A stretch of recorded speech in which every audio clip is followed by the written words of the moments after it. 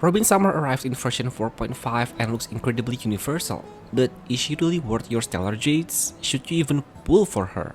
Okay, today we are going to talk about her kit overview first, and then later on we will discuss some considerations or some notes regarding her build, followed by vertical investment, which includes S1, E1 or even E2. Then we take some featured characters into consideration as well. I intentionally won't discuss the rerun banner to consider, let's just wait for the official announcements on this Friday. And after that, I will make another new video about the reruns. So before we talk and finalize, is Robin Summer worth to pull? Please hit the like and subscribe button. Now if you have done that, let's get this video started.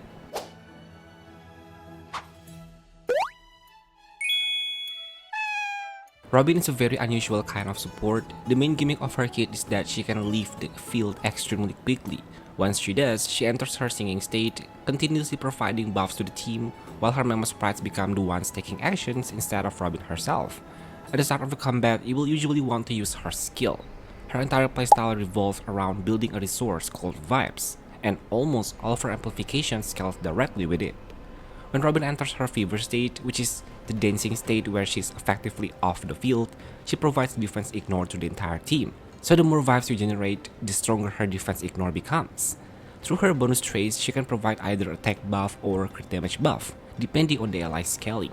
If an ally has higher attack than Robin, which is basically every attack scaling DPS since Robin scales with HP, they receive the attack buff. If they have lower attack than her, they receive the crit damage buff instead, making her surprisingly flexible for non-attack scalers.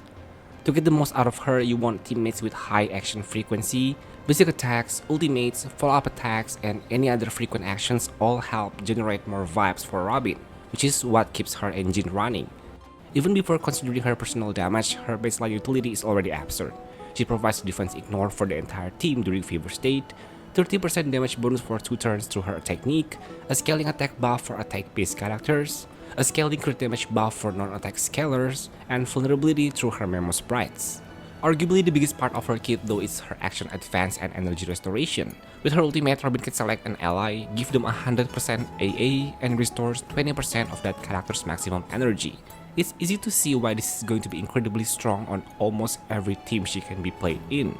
The interesting thing is that the action advance itself is universal, while the energy restoration can change who you actually want to target. There are multiple ways to use her ultimate depending on the team. The important point is that every team benefits from the action advance, while the energy portion gives you additional optimization. Okay, let's start with Robin's build because her setup is not completely straightforward. As many of you already know, Robin's attack percentage buff scales directly from her maximum HP. The problem is that Robin is also a sub DPS who wants crit stats and speed, so balancing everything becomes a little complicated. The easiest way to think about it is to follow simple rules. If you are using HP scaling team where her attack amplification is less important, or set up with 3 supports such as High Sin with Ashblade composition, then you should focus on personal damage. In that case, the recommended setup is crit on body piece, speed boots, HP orb, and energy regen on her robe. But if you are only running 2 supports or playing attack scaling team, then HP body becomes much better option because Robin's own damage contribution is lower, so getting a stronger team buff becomes more valuable. Finally, if you are running a 0 or 1 support, Robin's personal damage becomes almost irrelevant. In that situation, it is better to build her as a full support with triple HP pieces plus energy regen. There are still a few exceptions though. For teams such as Ashblade, where turn frequency is extremely important, speed remains a priority regardless of the rest of the build. On the other hand, characters such as Himeko Nova simply want as much attack as possible from Robin, so maximizing her HP scaling becomes the focus here. If you want Robin's optimal personal damage setup, make sure she reaches at least 156 speed in combat or that her memo sprite reaches 280 speed. Once you hit that breakpoint, you can safely focus on the rest of her offensive stats. So yeah, those are the things you need to think about when building Robin before pulling her. Okay, let's talk about her vertical investment because it's genuinely one of the strongest in the game. I will start with her signature light cone since that's easier to discuss before getting into Eidolons. A lot of people have underestimated this light cone because it does not look spectacular at first glance. The misconception is that the speed buff on this LC only lasts for the first 2 turns, but remember how Robin works. She leaves the field after entering her performance state. Since she is not taking normal turns while her memo sprites are acting, new melody does not expire in the usual way. In practice, that means the 20% team-wide speed buff is effectively permanent for most battles, as long as Robin does not return to taking regular turns. So what does the light code actually give you in real gameplay? You get 30% max HP, which increases Robin's personal damage and the strength of some of her scaling. You get extra skill point, which can be incredibly valuable in teams with tight SP economies. You get 90% extra advance at the start of the battle if you combine it with Fun Whack and her technique. And on top of all that, you get the effectively permanent 20% team speed buff. That is an absurd amount of utility packed into a single light cone. Even when the main DPS does not benefit much from the speed, there are almost always support characters who do. Take Anaxia teams for example. Anaxia himself does not care much about the extra speed because Sereni's extra defense is what primarily drives his damage windows. But Sereni absolutely loves the additional speed. The same idea applies to teams such as main DPS Evernight, where the extra speed on the supporting characters can significantly improve the overall rotation, even if the carry itself is not directly gaining much from it. Now let's move on to her E1 and E2 because this is where her vertical investment becomes genuinely ridiculous. Her E1 is incredibly strong. It allows her Memo Sprite to record 100% of the non-true damage dealt by allied characters. Then when the Memo Sprite uses its skill, it deals additional true damage equal to 11% of the total recorded damage plus extra amount that scales with her current vibes, before consuming 50% of the stored value. The important thing here is that this scales directly with how strong your team already is. If your team is dealing massive damage, the enemy with the highest HP is going to get hit by enormous additional bursts of true damage. In practice, that means Robin's E1 massively amplifies teams that are already performing well. Because Robin's an AoE buffer, she's increasing the damage of the entire team, including herself. If you pair her with other AoE-oriented buffers, the effect becomes even more noticeable. Then there's her E2, which is honestly completely absurd. It gives the entire team 18% all-tap press spend, increasing Robin's maximum vibes by 20, and also makes her gain additional 2 vibes the first time ally causes her to gain vibes during any target's turn. That means the vibe cap increases from 50 to 70. This is a huge deal because vibes affect almost everything in her kit. A higher cap means a stronger attack buff, stronger crit damage buff, more defense ignore from her talent, and more personal damage from her Memo Sprites, since their damage also scales with vibes. Honestly, her vertical investment is just insanely good. Her E1 dramatically increases the amount of damage she contributes to the main target as long as the team itself is dealing with damage, while her E2 pushes her already absurd amplification even further by giving rest span and allowing her to generate and maintain higher vibe stacks much more easily. So even at E0, Robin Summer is already good, even her early Eidolons are busted as well. So I think you could never go wrong with this character. If you want to go E0 S1 is still good, just stopping at E1 is already okay, and if you could afford it, going straight up to her E2 is the best option for her. So her base kit and vertical investment is already insane. Now let's talk about future characters because there are 2 things worth paying attention to. The first is Adventurer SP, who is already confirmed.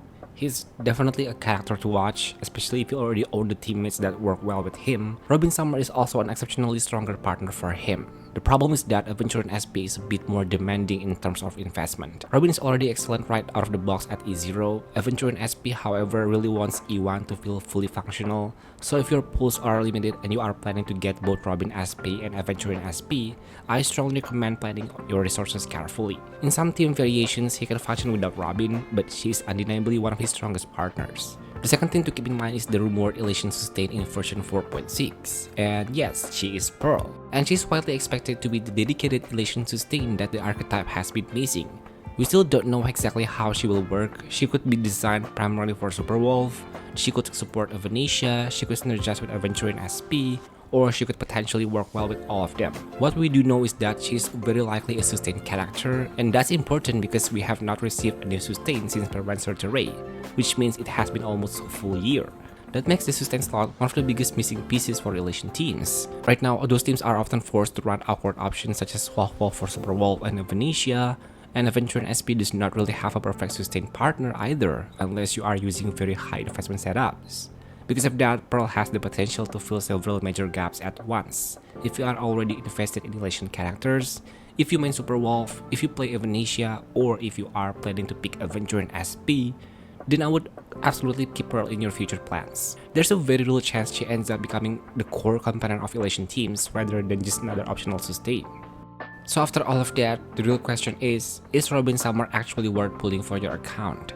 I'm going to be completely honest here, I generally don't think there's an account that would not benefit from having Robin. She feels like the next major generalist support, very similar to what Morton X Blade represents. You can pair her with M-Blade for ridiculous results, or you can run them on completely separate teams and still get amazing value from both. She's incredibly strong in Gilgamesh and Saber teams, excellent for Finan, fantastic for Anaxia, great for Aglaya, absolutely insane for Ashblade, and extremely powerful for Aventurine SP. She's also amazing in sustainless setups, which is where a lot of her value becomes especially noticeable. She works in dot teams, she works in elation teams, and honestly, the only archetype where she really does not have much of a place is break teams. That's basically the one major exception. Every other team can realistically make good use of her. You can even use her as a replacement for EMC in certain elation setups, and she performs surprisingly well there too. The amount of value she provides at E0 S0 is already enormous. You are getting defense ignore from her talent, meaningful personal damage, 100% extra advance, 20% fixed energy restoration, damage bonus from her technique, a strong attack buff for attack scalars, and a strong crit damage buff for non-attack scalars. And then if you decide to invest further, her E1, E2, and Signature Lightcone all scale exceptionally well. So for me, the conclusion is pretty simple. Robin Summer is one of the safest and most universally valuable pulls in version 4.5. Unless your account is hyper-focused on break teams and nothing else, it's very hard to make argument that she would not improve at least one, and probably several of your strongest teams. And that's the video about whether or not you should pull for Robin Summer, and to answer the question whether she is going to be worth it or not. From my POV, she is a very worthy unit. But I don't know about you guys, are you going to pull Robin Summer after watching this video, or will be skipping instead? I hope this video is helpful, and if you do, please hit the like and subscribe button, turn notification as well so you won't be missing out on any of my Star Rail content. I will see you guys on my next one. Bye bye!